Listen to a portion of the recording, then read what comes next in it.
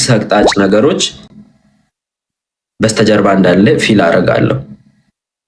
እሱ በተናገራቸው የማንን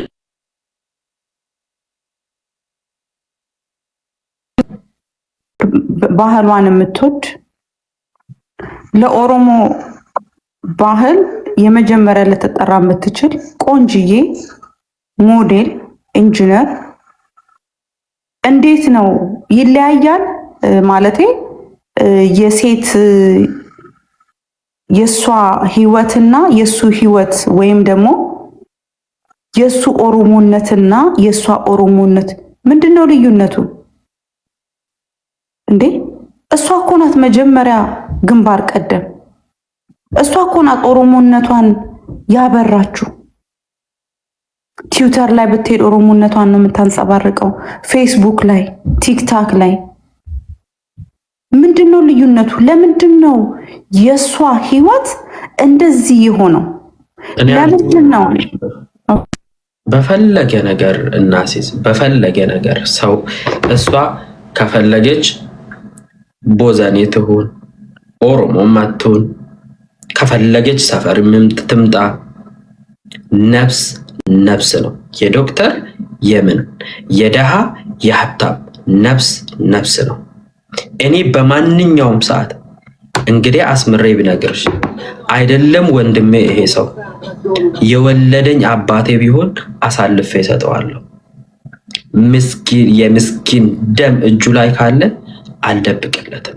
እኔ ለሱ ስደብቅ ጥሩ ነገር አይደለም እያረኩለት ያለሁት። አይደለም አድናቂው ሆኜ አባቴ ቢሆን ነፍስ እጁ ላይ ከጠፋ አሳልፌ ሰጠዋለሁ። እሱም ከጸጸት ይድናል። ከህሊና እስር ግን አያመልጥም። እሱም አሁንም ቢሆን የሚነግርሽ ነገር። ስለዚህ እኔ ነፍስ ማወዳደር ውስጥ መግባት ራሱ ከሰውኛ መውጣት መውደቅ ነው ብዬ ነው የማስበው። ነፍስ ነፍስ ነው። ነፍስ ምንም ይሄ የገሌ ይበልጣል የገሌ በታች በላይ የሚባል ነገር የለም። ይሄ የኔ አይምሮ የሚነግረኝ ስህተትም ሊሆን ትክክልም ሊሆን እኔ በእንደዛ ነው የማስበው። የሶፊ የዶክተር ቤዛ የኔ የአንድ ዛሬ ሳልበላ 3 ቀን ሆነኝ ሊሞት ነው የሚለው የደሃውም እኩል ነው። ነፍስ መከበር አለበት። ነፍስ ያጠፋ ሰው ደግሞ መጠየቅ አለበት። ኢቭን ነፍስ በመጥፋቱ ምክንያት የሆነው ሰው እንኳን መጠየቅ መቻል አለበት። እኔ እዚህ ቤት ውስጥ ከሰው ጋር ቢኖር እዚህ ቤት ውስጥ ለተጎዳ ሰው እኔ ተጠያቂ ነኝ፣ የመጀመሪያ ተጠያቂ ነኝ። እህትዮ መጠየቅ መቻል አለባት። እዛ ቤት ውስጥ የነበረችው እዛ ቤት ውስጥ የዛን ቀን የነበሩ ሰዎች በሙሉ ለጥያቄ መቅረብ መቻል አለባቸው። ከዛ በኋላ ግን የመጨረሻውን ጥፋት ማን ይወስዳል የሚለው ሊረዳት ያልቻለው ቢያንስ እሱ ባለው ነው የድኩ ያለሁት እንጂ የኔ ነው ኦፒኒየን ስጥ ካላችሁኝ እኔ ግልጽ የምታየኝ እሱና እሱ ነው። ቢኮዝ በዚህ ጋር ይሄ እንዲኮ ማድረግ ነበረበት። እብድ እንኳን ሊያረግ የማይችለውን ነገር ነበር። ተነስታ ከመውጣቷ ነው የሚጀምረው። ተነስታ አንድ ሰው እኔ አብሬ አልጋ ላይ የተርኛው አይደለም ከክፍሌ ቀጥሎ ያለው ስከፈት ድንገት ጆሮዬ ከሰማ ምን ነው ሰላም አይደል እንዴ? በተለይ ሀበሻ ኮሽ ስል ጎረቤት እንኳን ወተን የምንጠይቅ ከዛ ምን ነው ብለን እንጠይቃለን አይደለም? አጠገባችን ያለው ሰው ተነስቶ ሲወጣ ተነስቼ ምን ሆነሽ ነው ብዬ ጠይቃታለሁ። አጨክንም። ተመልሳ ታወራዋለች፣ ትጠይሽ ትለዋለች። ሴት ነች፣ ወዳው አፍቅራው ነው አብራ እየኖረች ያለችው። እሱ ዝቅ ብሎ ተናንሶ ይቅርታ ቢጠይቃት ደስ ብሏት ሄዳ ትተኛለች። ምንም ሌላ ነገር ውስጥ አገባ ሂጂያ ምን አገባኝ ብሎ ሲተኛ ሄዳ ጠጣችሁ ላርጎ ሄዶ ደገመላት። ምንድነው ጭራሽ ያለው ሄዶ አንቺ እንዱል እንዴት አረጋለሽ? እንደውም ቤተሰቦች ጋር ደውዬ ጠዋት ጠርቼ ፈታሻለሁ።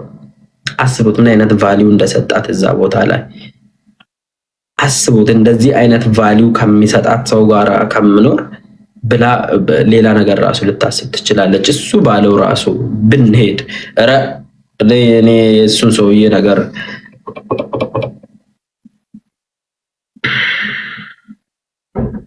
ያቃጥላል፣ ያንገበግባል።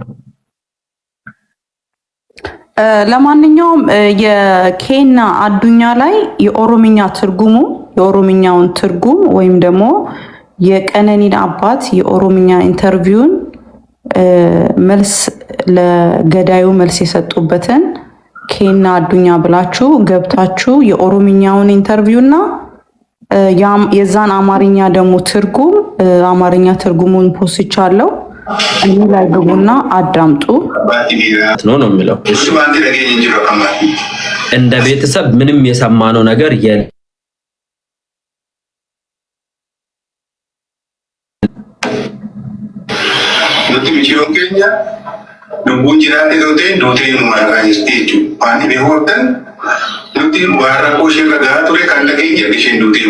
ከሞተች በኋላ ነው ሙሉ ነገሮችን የሰማነው። አንዳች ነገር ከመሞቷ በፊት አልሰማንም።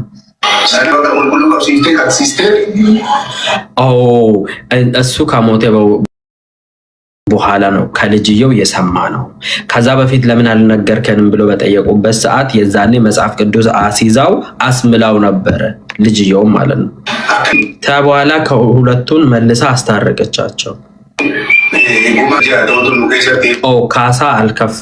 ካሳ ልክፈል ብዬ አላኩኝም በምለው ከመሬት አንስተን ፈጥረን ያወራናቸው ነገሮች አይደሉም። 15 ሽማግሌዎች ባሉበት ነው ያደረገው። እነሱ አሉ ምስክርነት ማለት ነው። እሱ ደም እጄ ላይ አለ ደም አለብኝ ብሎ ሳይመጣ ሳይልክ ከመሬት ፈጥረን ያወራናቸው ነገሮች አይደለም። ኦኬ ጭንቅላቷን ያማት ነበረ፣ ዲፕሬሽን ውስጥ ነው የነበረችው የሚለው የተቀናጁ ድራማዎች ናቸው።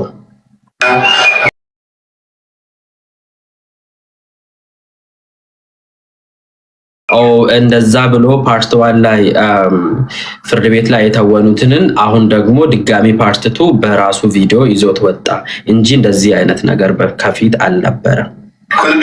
ስትታመም ነበረች፣ እንዲሁም ደግሞ ሐኪም ቤት ሳመላልሳት ነበር የሚለው እንዲህ ያለ ነገር አልነበረም፣ ውሸት ነው። ልጃችንም ደግሞ ሙሉ ጤነኛ ነው የነበረችው፣ ምንም አይነት እንደዚህ አይነት የጤና እክል የለባትም ነው የሚሉት።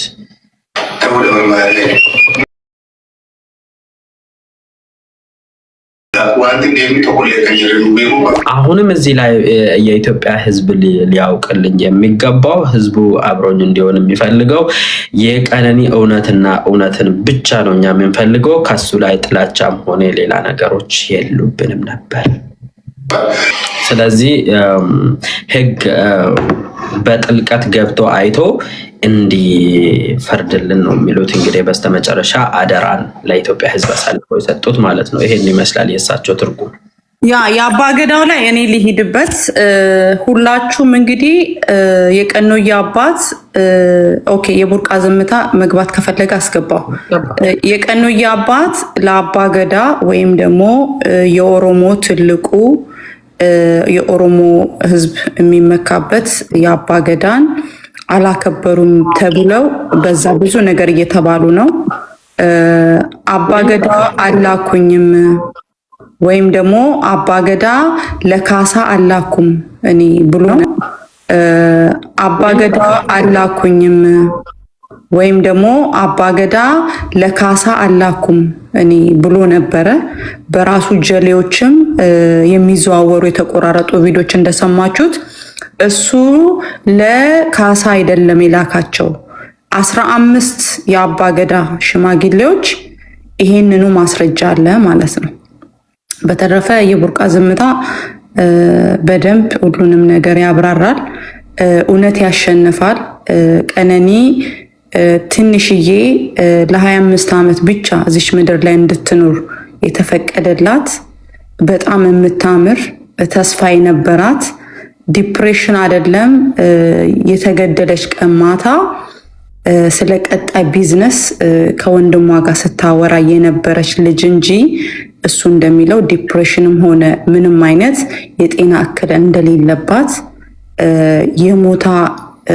የሞተች ቀን ግን ከቤተሰብ አባል ጋር ስለ ቢዝነስ ስታወራት የነበረች ልጅ ለድራማቸው እንዲመቻቸውና ቤተሰብን ስፔሻሊ አባቷንና ወንድሟን ጥፋተኛ ለማድረግ ብዙ ስትሄዱበት ነበረ።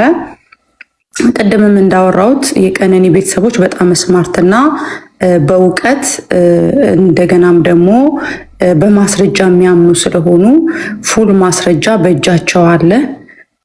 ሌላው ቀኖዬ የሞተች ጊዜ ካስታወሳችሁ አስከሬኗ በደንብ እንኳን ምርመራ ሳይደረግ በቂ የአስከሬን ምርመራ አሻራ ሳይደረግ ቀኖዬ ቤተሰቧ ከሀረር ከምንጭታ የልጃቸው አስከሬን ላይ ለአንድ ቀን አብሯት ሆነው ሽኝት እንዳያረጉላት ገና ምኒልክ እንደደረሱ አስከሬኗን በፍጥነት የእሱ ደጋፊዎችና እሱ ባሰማራቸው ስፔሻሊ ደግሞ የእሱ ማኔጀር ተደራጅተው እና ደግሞ ቀኖ በቅርበት የምታውቃቸው በስም ወደፊት እንጠቅሳለን የቀነኒ እናትና አባት አስከሬን ቤት አብረው አድረው አልቅሰው ሳይወጣላቸው በስነስርዓት አስከሬን ምርመራ ሳይደረግ ተሸፋፍኖ ምርመራ ውጤቱን ሳያዩ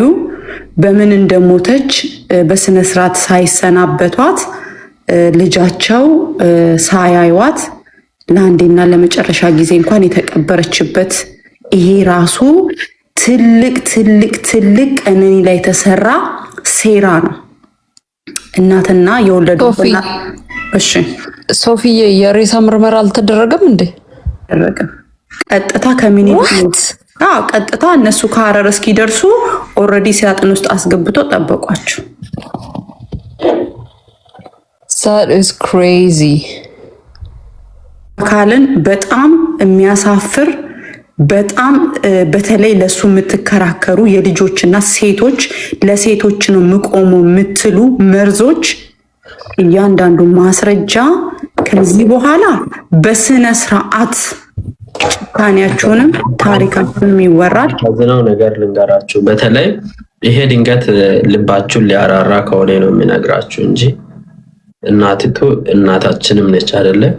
በእውነት እናት እህት እያላችሁ እውነትን ለመደባበስ አሁን እስከ ጥግ ድረስ ማውራት ትችላላችሁ። እውነትን ግን ለመደባበስ የምትሞክሩ ሰዎች እናታችሁ ቢሆን እንድታስቡ። አሁን ላይ የቀነኒ እናት ያለችበትን ሁኔታ የሚያውቅ ሰው አለ? ግን እንግዲህ ካላወቃችሁ ነው ልንገራችሁ። ፎቶዋን ይዛ በር ላይ ቁጭ ብላ ስታለቅስ ነው የምትውለው አሉ። ሲደረጃ ደርሳለች። እንግዲህ ምንም ባላደረገች በእናታችሁ ይድረሳላችሁ። ግን ይሄንን እንኳን አስባችሁ ተቆጠቡ። ለመደባበስ ላይክ ዝም በማለት ብቻ ተባበሯቸው። ቢያንስ ክፉ የምትናገሩ ሰዎች ያ ፎቶዋን ይዛ ያ ማለት እንግዲህ በቃ ውስጡ እያረረም የቀነኒ ቪዲዮ የመጨረሻ አካባቢ ላይ ያለው አባትና ይሄ ምን ያህል ልዩነት እንዳለው እዩት። ቢሰበርም በቃ ኩርምት ብሎ ከሰውነት ተራ ቢወጣ ምላሱ እየተናገረ ነው፣ እያወራ ነው። እናትዮ ግን ከዚህም ወርዳለች፣ ከመናገርም ወርዳለች። ሰው ፔንፉል እናት ላለው ሰው ማለት ነው። አውጥቶ መመርመር አይቻልም ወይ ለምትሉት ይቻል ይሆናል። ግን ምናልባት የአጥንት መሰበር እንደዚህ አይነት ነገሮችን ማስረጃ ማግኘት ይቻል ይሆናል እንጂ ይሄ ሁሉ ወራት ካለፈ በኋላ ያው ሰውነቷ ላይ ያለው ነገር ምልክቱ ምናምን በትክክል ማረጋገጥ አይቻልም ነበር እንዴ? ያኔት ምናምን ገብታል ነበር እንዴ? እኔ እሱን እርግጠኛ አይደለሁም። ያኔት የሬሳ ምርመራ የላቸውም። አይ ቲንክ የሬሳ ምርመራ ኢትዮጵያ ውስጥ አንድ ወይ ሁለት ቦታ ነው ያለው። ያኔት ደግሞ ላይ ልሂድባችሁ ኪዩዬ፣ ያኔት ከቤት ነበር የተወሰደችው። ከቤት ስትወሰድ ያኔት አልነበረም መሄድ የነበረባት። ቢካዝ ያኔት ስትመጣ ኦልሬዲ ከቤት ውስጥ ሞታለች። ኦኬ። ስለዚህ ያኔት ምንም ማድረግ አልነበረበትም። ቀጥታ ሚኒሊክ ነበር መሄድ የነበረባት። አሻሯ ያኔት ሳይታጠብ ያኔት ሆስፒታል የነበሩ ደግሞ የሱ ጓደኞች ናቸው ዶክተሮቹ በሙሉ። ኦኬ። ያኔት ሆስፒታል የነበሩት በሙሉ የሱ ጓደኞች ናቸው። ኦልሬዲ ያኔት ሆስፒታል ነካክተው አሻራዋን አጥፍተው ወደ ሚኒሊክ ነው የላኳት። ኦኬ። ስለዚህ ጀስትስ ደግሞ እንትን አላት አስገባትና አንድ ወረቀት ታሳየናለች። ቴንክ